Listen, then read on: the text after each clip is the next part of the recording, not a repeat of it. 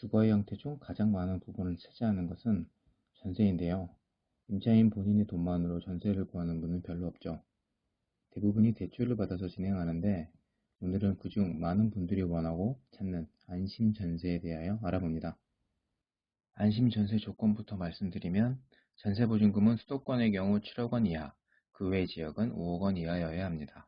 면적에 대한 제한은 없으며 전세 계약은 꼭 1년 이상으로 하셔야 해요.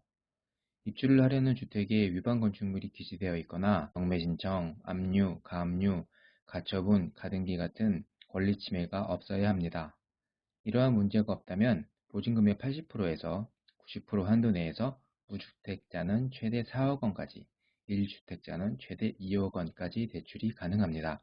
다만 2020년 7월 10일 이후 투기지역 또는 투기과열지구 내 3억 원을 초과하는 아파트를 구입한 1가구 1주택자라면 진행이 불가하며 1가구 2주택자도 진행이 안됩니다. 그럼 안심전세의 특징이자 장점은 무엇일까요? 크게 네 가지로 정리해 볼 수 있는데요.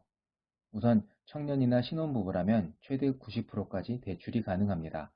안심전세는 조건이 맞으면 보증금의 90%까지 전세 대출이 가능합니다. 조건은 연소득 5천만 원 이하, 만 19세 이상 34세 이하면 되며, 신혼부부는 연소득 6천만 원 이하, 혼인기간 7년 이내 또는 3개월 이내에 결혼 예정이면 됩니다.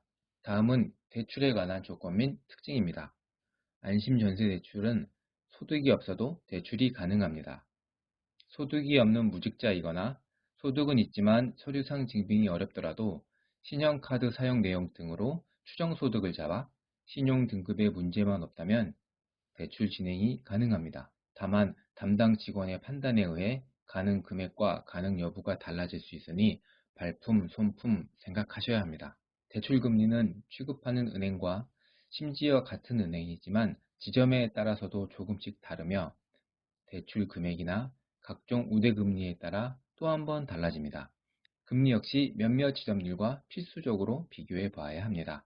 상환 방식은 대출 기간 중 이자만 지불하고 대출 만기 시 원금은 일시에 상환하는 방식입니다. 대상 주택은 모든 주택이 가능합니다. 안심전세는 단독주택, 다중주택, 다가구, 연립, 다세대, 아파트, 주거용 오피스텔까지 모든 주택이 전부 다 진행이 가능합니다. 다만 단독주택이나 다중주택의 경우 임대인과 임차인이 임대인 한 명의 여러 임차인이기 때문에 진행할 때 절차가 조금 더 복잡하다는 점과 진행 과정에서 대출이 거절될 가능성도 있다는 점은 기억해 두세요. 마지막으로 가장 중요한 보증금 보호를 받을 수 있다는 것입니다. 최근 빌라 사기, 깡통 전세, 역전세 등 전세 관련 이슈가 계속되고 있는데요.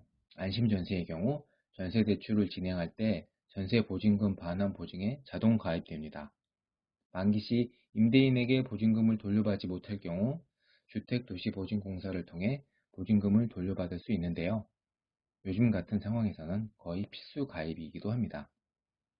오늘은 안심전세 대출에 대해 빠르고 핵심적인 부분을 알아봤습니다. 감사합니다.